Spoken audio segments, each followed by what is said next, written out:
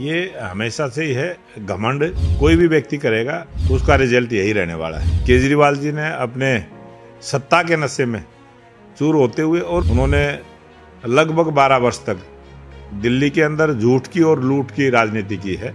उसका अंत हुआ है, आपदा थी वो दूर हुई है और भारतीय जनता पार्टी की सरकार आई है। इंडियन न्यूज हरियाणा के मंच के पॉडकास्ट पर मेरे साथ इस वक्त मौजूद है प्रदेश अध्यक्ष मोहनलाल बुरौली। सर राम राम, बहुत बहुत स्वागत है आपका। आरती जी, आपको भी प्रणाम और आपके चैनल के दर्शकों को भी, सभी को जय श्री राम। सर, मेरा पहला सवाल ये है आपसे कि प्रदेश अध्यक्ष रहते हुए एक बहुत बड़ी जीत बीजेपी ने दर्ज कराई, आगे की प्लान, आगे की रणनीति क्या है? भारतीय जनता पार्टी का एक ऐसा संगठन है जिसमें एक साधारण से कार्यकर्ता को कोई भी जिम्मेवारी दे और कार्यकर्ता के भाव से, स्वयंसेवक के भाव से उस पद पर रहते हुए उस पद की जिम्मेवारियों का पूरी तरह से, पूरी मेहनत के साथ, ईमानदारी के साथ पालन करें। और ये हमारे संगठन में अनेक ऐसे कार्यकर्ता हैं। किसी भी कार्यकर्ता को जिम्मेवारी दे दें। कई दफ़े आदमी को भ्रम रहता है कि यही आदमी ज़्यादा उपयुक्त है, लेकिन भारतीय जनता पार्टी के अनेक ऐसे कार्यकर्ता हैं जो अनेक अवसरों पर उन्होंने अपनी बढ़िया जिम्मेवारी निभाने का काम किया। जितने भी प्रदेश अध्यक्ष पहले रहे हैं, सभी प्रदेश अध्यक्षों ने बहुत बढ़िया काम किया है और अच्छे से काम किया है। और मुझे मौका मिला है जब से, और संयोग से उस समय मौका मिला जब चुनाव थे और लोकसभा का चुनाव खत्म हुआ था और विधानसभा के चुनाव आए, मुझे जिम्मेवारी मिली। और हरियाणा की जनता जनार्दन का आशीर्वाद, जो 2014 में हम 47 विधायक हरियाणा की जनता के आशीर्वाद से जीत कर आए थे और 48 विधायकों के साथ उससे आगे बढ़े और स्पष्ट बहुमत की सरकार तीसरी बार हरियाणा प्रदेश में बनी है।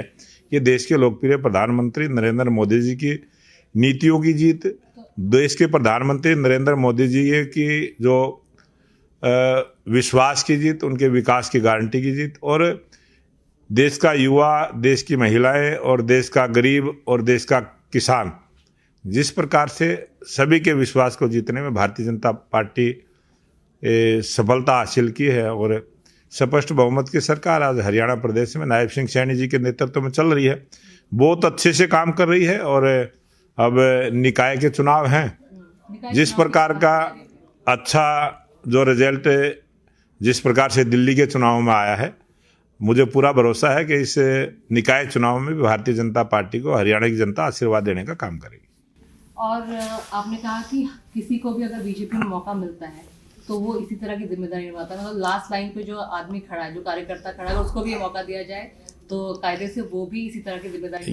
ये भारतीय जनता पार्टी इसी विचार की पार्टी है। ये अंत्योदय की सरकार, जो समाज के अंतिम व्यक्ति का उदय किस प्रकार से हो, उस पर ये सरकारें काम करती हैं। और उसी प्रकार से पार्टी में भी पीछे की पंक्ति के कार्यकर्ताओं को भी आगे की पंक्ति में खड़ा करते हुए जिम्मेवारी देने का काम करते हैं, क्योंकि एक ये पार्टी विचार की पार्टी है और संस्कारों से जुड़ी हुई पार्टी है और अपने देश के लिए काम करने की सोच लेके जो कार्यकर्ता काम करता है वही भारतीय जनता पार्टी का कार्यकर्ता बनता है। बीजेपी का कुनबा एकदम मजबूत होते जा रहा है। अभी 2 दिन पहले दिल्ली के चुनाव में जीत दर्ज की, जहां एक तरफ दिल्ली के पूर्व सीएम अरविंद केजरीवाल ये कहा करते थे कि इस जीवन में तो कम से कम प्रधानमंत्री नरेंद्र मोदी हमें हरा नहीं सकते, वो तो इस जीवन में कर दिखाया है। किस तरह आगे, मतलब जिस तरह कुनबा बढ़ता जा रहा है भारतीय जनता पार्टी का और मजबूत होता जा रहा है, क्या देखते हैं?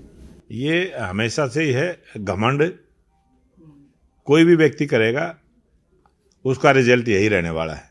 और जिस प्रकार की घमंड की, अभिमान की बातें केजरीवाल जी ने अपने सत्ता के नशे में चूर होते हुए और उन्होंने जिस प्रकार से अन्ना हजारे जी के आंदोलन से जो पार्टी खड़ी हुई उस का लाभ लेते हुए और उन्होंने लगभग 12 वर्ष तक दिल्ली के अंदर झूठ की और लूट की राजनीति की है।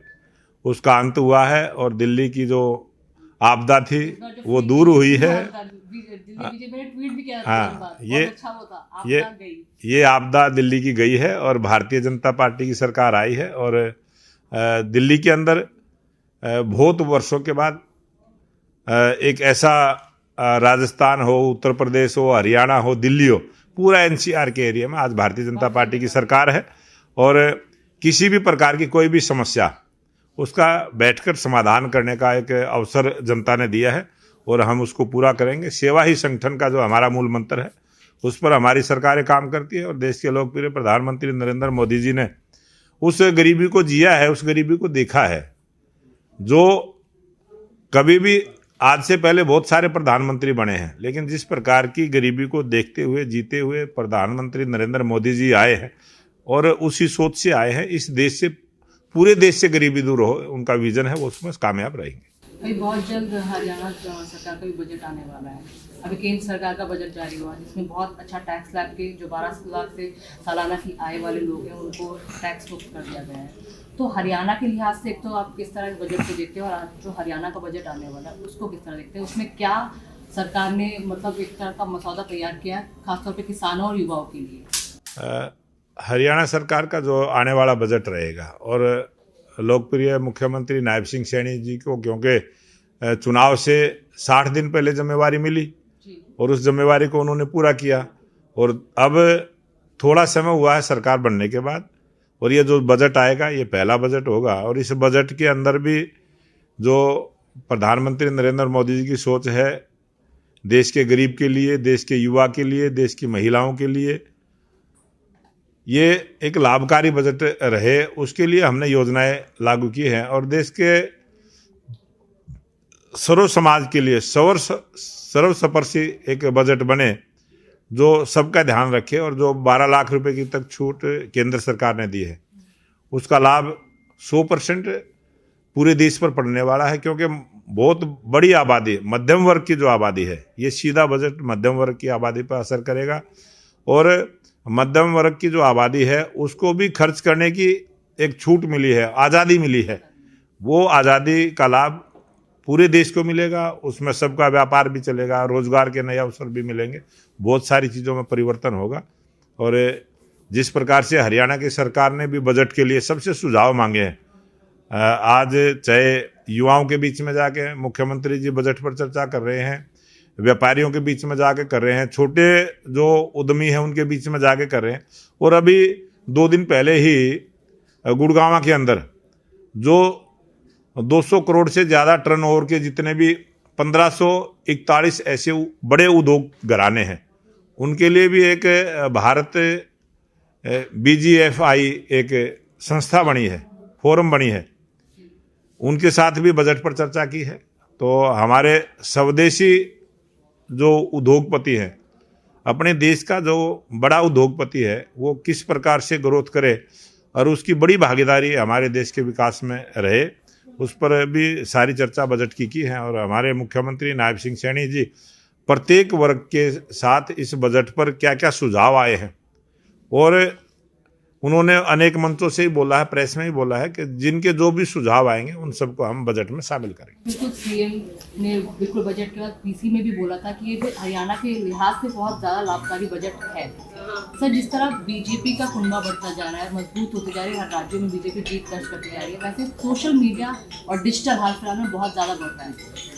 और एक ताज़ा मामला गरमाया हुआ है, यूएस से डिपोर्ट किए भारतीयों का 104 भारतीयों को डिपोर्ट किया गया, जिसमें से 34 हरियाणा के थे, 33 पंजाब के थे। सोशल मीडिया पर ये जंग छिड़ी और पार्लियामेंट में मुद्दा गरमाया हुआ है कि किस तरह उनको डिपोर्ट कर दिया गया, बिल्कुल इलीगल तरीके से आया था, और ट्रम्प का भी ये बनता था।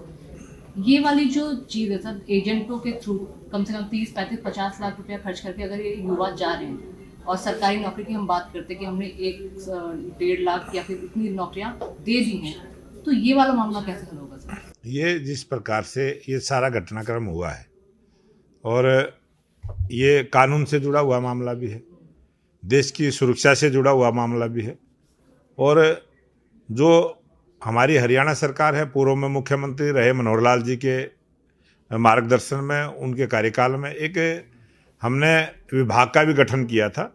उस विभाग की जिम्मेवारी है जो बच्चे बाहर जाना चाहते हैं, लीगली सहायता सरकार की तरफ से मिले, एक प्लेटफार्म हमने तैयार किया है। और आने वाले समय में भी हम हरियाणा के सभी युवाओं को जागरूक करने का काम करेंगे, और सभी युवा कानूनी तरीके से वहाँ जाएं। किसी प्रकार की कोई दिक्कत होगी तो भारत सरकार और हरियाणा सरकार उस समस्या को दूर करेगी। इस प्रकार की एक व्यवस्था हम बनाने का काम करेंगे। और मैं उन सभी जो 34 बच्चे हरियाणा के भी हैं, उन सब परिवारों को भी धन्यवाद बधाई भी देता हूं कि उनके बच्चे सकुशल सही सलामत अपने घर आए हैं। और कोई भी किसी भी प्रकार की कानूनी उनको आवश्यकता होगी, हरियाणा सरकार भी और भारत सरकार भी, अपने देश का कोई भी व्यक्ति है, अपने देश का कोई भी नागरिक है, उन सब के साथ भारत सरकार और हरियाणा सरकार उनके साथ खड़ी है। उनके हितों की रक्षा करने का हम पूरी व्यवस्था करने का काम करेंगे। As a individual Mohanlal Badauli का आगे का क्या टारगेट है? मोहनलाल बड़ौली का टारगेट यही है कि जिस प्रकार की जो भी जिम्मेवारी पार्टी देगी उसको पूरी करेंगे और हम देश के लिए कुछ कर पाएं। परमपिता परमात्मा से यही हम तो प्रार्थना करते हैं कि हमें ऐसी शक्ति प्रदान करें कि हम भी देश के लिए कुछ कर पाएं। और जो डिजिटल पे आपको ऑडियंस सुन रही है, आज के युवा जो सुन रहे हैं, क्योंकि हम तो सब बस मोबाइल आगे हाथ में उसी पर देखकर सुनते हैं और सर्च करते हैं, वही सुनते हैं, तो उनके लिए क्या मैसेज है? मैं तो यही खासतौर पे हरियाणा के युवा, मैं सभी देश के युवाओं के लिए एक ज़रूर बात कहूँगा कि वो फ़ोन की बजाय अपने माँ बाप के साथ भी, अपने बुज़ुर्गों के साथ भी समय को बिताएं। और बहुत कुछ जो है संस्कारों से आदमी आगे बढ़ता है। अच्छे संस्कार माँ बाप के द्वारा जो परिवार से मिलते हैं उनको भी ग्रहण करें। और आज टेक्नोलॉजी का युग है और इस टेक्नोलॉजी के युग में टेलीफोन के ऊपर भी बहुत सारा अनाप शनाप प्रचार, डिजिटल क्राइम, बहुत सारी चीज़ें चली हुई है। उनसे बचें और अच्छे विचार को अपनाएं और बुरे विचार से दूर रहें। तो डिजिटल क्राइम से बचें, अच्छे विचारों को अपनाएं, संस्कार जो माँ बाप के साथ टाइम स्पेंड करें, ये मोहनलाल बड़ौली का कहना है। सर, एक छोटा सा साउंड मुझे अभी याद आया, अभी हाल फिलहाल में आपने महाकुंभ में देखा होगा, IIT बाबा अभय सिंह के नाम से एक लड़का है जो फेमस हुआ है, झज्जर का लड़का है वो।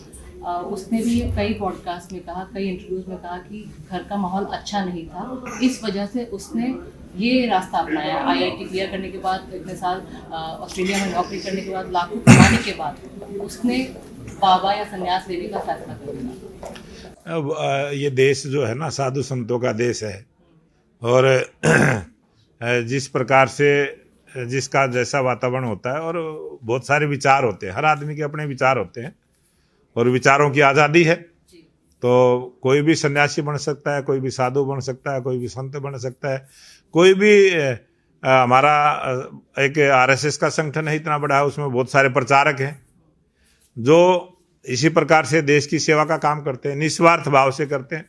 तो जितने भी बहुत सारी संस्थाएं हैं, बहुत सारे आश्रम बने हुए हैं, तो वो सब सेवा का काम करते हैं और ये तो सबका अपना विचार होता है। और आज जो कुंभ की चर्चा आपने की है, मैं भी अभी कुंभ में आस्था की डुबकी, माँ गंगा यमुना सरस्वती की उस अमृत धारा में हम भी डुबकी लगा के आए हैं, आस्था की डुबकी लगा के आए हैं और कामना करते हुए आए हैं कि हरियाणा की भी और देश की भी और प्रदेश की भी सभी जनता की भलाई के लिए माँ गंगा यमुना सरस्वती का आशीर्वाद सबको मिले, इसकी कामना के साथ एक सनातन धर्म को मानने वाले लोग तो वहाँ जाते ही जाते हैं, लेकिन मैंने खुद वहाँ देखा सभी धर्मों के लोग वहाँ आस्था की डुबकी लगाने के लिए जाते हैं और सभी के सुख की कामना हम करके आए हैं। और जो आपने IIT बाबा की बात करी है, वो एक पढ़े लिखे बहुत सारे ऐसे आज देश में संत हैं जो PhD होल्डर भी हैं और बहुत सारे LLM करने के बाद भी इस प्रकार के उसमें करते और वो अलग अलग विचार है। वो अच्छा मैसेज भी दे रहे हैं, लोगों को प्रेरित भी कर रहे हैं। ये अच्छा है, टेक्नोलॉजी का ज़माना है और उसके माध्यम से वो जो भी काम कर रहे हैं वो देश की भलाई के लिए, समाज की भलाई के लिए और सबकी भलाई के लिए काम कर रहे हैं। सर, बहुत बहुत शुक्रिया आपका। धन्यवाद आरती जी।